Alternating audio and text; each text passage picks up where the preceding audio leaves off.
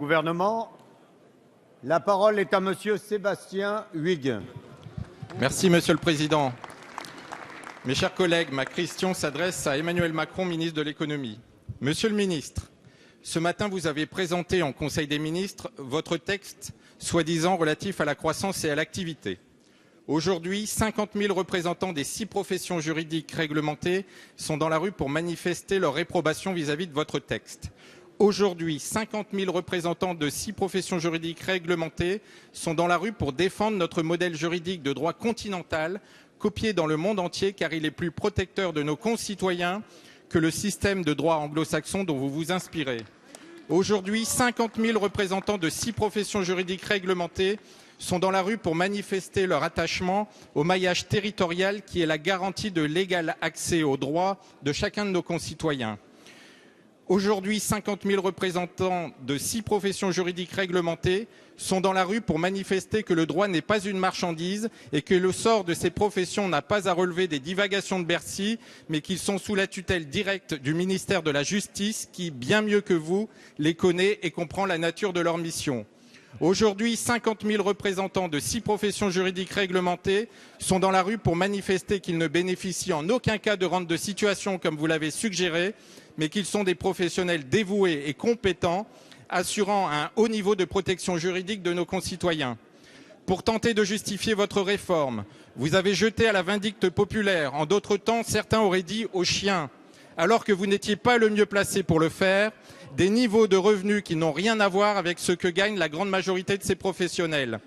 Le Conseil d'État ne s'y est pas trompé et vous a obligé à réécrire en catastrophe une grande partie de votre texte. Ma question sera donc simple, Monsieur le Ministre. Alors que nos concitoyens ont tout à perdre avec votre réforme, pourquoi vous évertuez-vous à mettre en pièces un système qui fonctionne bien alors qu'il y a tant de choses à faire? Merci, Monsieur Huyghe. La parole est à Madame Christiane Taubira, garde des Sceaux, ministre de la Justice. Monsieur le Président, Mesdames, Messieurs les députés, Monsieur le député Sébastien Huyghe, merci de défendre le champ de compétences de la chancellerie. Je vous connais assez pour savoir que ça n'est pas un hommage à ma personne, mais c'est vrai que l'État et tous ceux qui exercent des responsabilités politiques se grandissent à préserver les fondements même de l'organisation de l'État. Il n'y a pas lieu d'inquiéter les professions, monsieur le député. Les principes que vous avez rappelés sont ceux que le gouvernement porte et énonce depuis plusieurs semaines, depuis plusieurs mois, mais très clairement depuis notre prise collective de responsabilité. Je dois vous dire, puisque je viens de saluer votre souci de la responsabilité de l'État, je dois vous dire que par contre, je suis surprise de la mise en cause personnelle que vous faites du ministre de l'économie et du numérique. Il n'y a pas lieu de le faire, il n'y a pas de métier honteux, il n'y a pas à mettre en cause qui que ce soit sur la base de sa profession, il y a à mettre en cause éventuellement sur un acte ou sur une action, ce qui n'est pas le cas pour monsieur le ministre Emmanuel Macron. Il n'y a pas lieu d'entretenir l'inquiétude des professions. Nous avons dit très clairement, monsieur le député, que nous préservons la sécurité juridique des actes, le maillage territorial et donc l'accès au droit et à la justice sur l'ensemble du territoire, que nous veillons à ce que les tarifs soient accessibles à tous les citoyens. Nous nous situons dans cette logique de faire en sorte que tous les citoyens puissent accéder aux droits sur l'ensemble du territoire. Par conséquent, il n'y a pas lieu d'inquiéter, même si ces derniers temps, mais bien entendu ces derniers temps, compte tenu de l'évolution du texte, les professions pouvaient s'interroger. Il n'y a plus lieu de le faire puisque le texte a été adopté et ne doutez pas de votre capacité ici à faire la loi. Merci, Madame la garde des Sceaux. La parole est à Monsieur Germinal Perrault. Merci, Monsieur le Président, mes chers collègues. Ma question s'adresse à Monsieur le ministre de l'Économie. Monsieur le ministre, vous avez présenté ce matin en Conseil des ministres un projet de loi qui, de toute évidence, réveille la passion française pour le débat. De quoi s'agit-il? Ce texte recense dans de nombreux secteurs économiques les potentialités de croissance et d'activité. Il combat la rente et le monopole qui pénalisent la création d'emplois et la libération des énergies. Il place une fois de plus l'emploi et la croissance au cœur de l'action de notre majorité. Réforme des professions réglementées, élargissement des ouvertures des commerces, avec bien évidemment des compensations pour les travailleurs.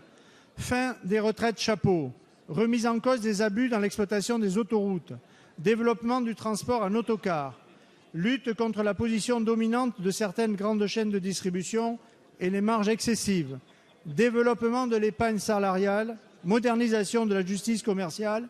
Oui, ce projet de loi permet de puiser de nouvelles sources de croissance.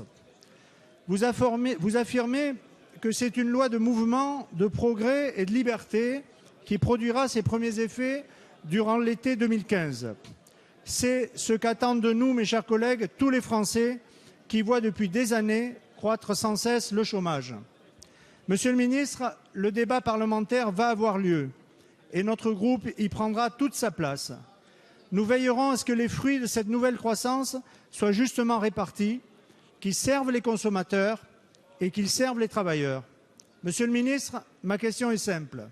Quels sont les objectifs du projet de loi présenté ce matin? Quels avantages peut-on en attendre pour l'économie française, pour l'emploi, pour les consommateurs et pour les travailleurs? Merci. La parole est à Monsieur Emmanuel Macron, ministre de l'économie, de l'industrie et du numérique. Merci Monsieur le Président, Mesdames, Messieurs les députés, Monsieur le député. Ce projet de loi, vous l'avez dit, vise avant tout à accroître l'activité et la croissance dans notre pays. Il vise de manière pragmatique, partout où cela a été possible et de manière identifiée, à redonner des accès, redonner des possibilités de créer, de travailler, d'innover, de développer de l'activité en France. Et donc, de manière extrêmement concrète, sur de petits sujets comme sur de grands sujets, à redonner des opportunités. Ce projet de loi, il est pour l'activité et il est pour l'égalité des chances économiques, pour que chaque Française et Français qui veut faire davantage, qui veut travailler, qui veut investir, puisse le faire. Il repose sur 3 piliers. Le premier pilier, c'est d'ouvrir, de libérer. Et je tiens ici à le dire, je comprends les sensibilités qui peuvent exister, mais en rien, ce projet ne vient enlever des droits. Il vient en donner à d'autres. Il vient donner des opportunités à des Françaises et des Français qui n'en ont pas, de nouvelles options. Et c'est important. Et donc ouvrir, vous l'avez dit, dans de nombreux secteurs d'activité, comme les transports, ouvrir l'accès à certaines professions, rendre plus transparents des tarifs, ouvrir des situations de monopole qui aujourd'hui sont sous-efficaces. Ensuite, il consiste à permettre d'innover et d'investir en associant davantage les salariés au capital de l'entreprise pour leur faire participer à la réussite de celle-ci. Motiver, inciter, permettre aussi à l'État de mieux s'organiser dans ses participations publiques pour réinvestir sur ses priorités, celles qui sont les plus fondamentales. Et puis, en matière de logement, en matière d'investissement public, là où c'est possible, aller plus vite. Travailler enfin, c'est permettre à celles et ceux qui le veulent de travailler mieux, de reprendre des opportunités, d'être compensés lorsqu'ils doivent aller au travail le dimanche, de le faire de manière encadrée, mais là où c'est possible, de travailler davantage, d'avoir plus de visibilité, d'avoir de nouvelles opportunités. Cette loi, c'est une loi de progrès et d'égalité des chances. Merci, Monsieur le Ministre. La parole est à Monsieur Michel Zumkeller. Merci, Monsieur le Président. Ma question s'adresse à Monsieur le Premier ministre sur à peu près le même sujet. Monsieur le Premier ministre, vous avez présenté ce matin un projet de loi sur la croissance et l'activité censé, je vous cite, libérer la France de la défiance, de la complexité et du corporatisme. Lorsque vous parlez de relance de l'activité et de la croissance, le premier impératif qui nous vient à l'esprit, c'est le retour de la confiance qui s'est délité depuis 2 ans. Or, et vous avez malheureusement raison sur ce point, ce climat de défiance n'est désormais plus supportable. Lorsque vous parlez de relance de la croissance et de l'activité, nous pensons au retour désormais urgent de la compétitivité, une compétitivité trop souvent bafouée par votre gouvernement et votre majorité depuis 2 ans. Lorsque vous parlez de relance de la croissance et de l'activité, nous pensons également au retour du pouvoir d'achat tant attendu par les Français. Votre prédécesseur avait justement estimé que ce projet de loi devait permettre de restituer 6 milliards d'euros de pouvoir d'achat aux Français. Alors, qu'en est-il aujourd'hui ? Où sont ces 6 milliards ? Si nous avons besoin d'obtenir ces réponses, c'est que l'heure est grave, trop grave pour continuer à présenter des petites réformes ou de simples mesurettes sans vision d'avenir. Le texte fourre-tout que vous nous présentez aujourd'hui ne fait que confirmer cette tendance en évitant de poser les bonnes questions qui apporteraient pourtant des réponses concrètes à la baisse du pouvoir d'achat des Français. Comment retrouver le chemin de la croissance sans parler du temps de travail, par exemple ? Comme vous, Monsieur le Premier ministre, nous souhaitons avancer sur cette voie de la croissance et de l'activité, mais nous ne pouvons que constater que vous n'apportez pas les bonnes solutions, sauf à accepter de vous séparer d'une partie de votre majorité. Le groupe UDI saura en tout cas adopter une démarche constructive pour faire de vraies propositions qui impacteront le quotidien des Français. Monsieur le Premier ministre, lors de l'examen de ce texte en janvier prochain, vous ne pourrez plus vous défausser. Pour libérer, comme vous le dites, les énergies, il vous faudra choisir entre un dogmatisme socialiste ou l'intérêt supérieur du pays. Merci. La parole est à Monsieur Emmanuel Macron, ministre de l'économie, de l'industrie et du numérique. Merci Monsieur le Président, Mesdames, Messieurs les députés, Monsieur le député. La défiance que vous évoquez, la complexité, le manque d'investissement ne se régleront pas en un jour, mais depuis le premier jour de ce quinquennat, la volonté du Président de la République a été précisément de restaurer celle-ci, avec le pacte de responsabilité, avec le CICE, avec les mesures de simplification, avec les différentes lois, la loi consommation et d'autres qui ont déjà commencé à ouvrir des monopoles. Le projet de loi qui a été présenté ce matin va dans ce sens. Il consiste aujourd'hui, compte tenu de l'urgence économique, compte tenu de la situation du pays, partout où c'est possible, de réouvrir précisément des secteurs, partout où c'est possible, de redonner des opportunités, partout où c'est possible, de mettre plus de transparence. Et je ne comprends pas, très honnêtement, Monsieur le député, le mauvais débat qui est fait lorsque vous me dites que c'est une loi fourre-tout. C'est une loi qui, compte tenu de l'urgence, justement, refuse la posture, refuse l'idée magique pour aborder chacun des leviers concrets qui pourraient avoir un impact réel. Non, il est faux de dire aujourd'hui que revenir sur les 35 heures réglerait le problème de la France et vous le savez bien. C'est faux. Il y a eu une mission d'information qui a été faite à cet effet, des travaux qui ont été conduits. Il y a déjà sur le terrain une flexibilité qui existe. Et aujourd'hui, la réalité de la France n'est pas celle-ci. Il y a des mesures de simplification à conduire, il y a plus de dialogue social à avoir. C'est le sens de cette loi.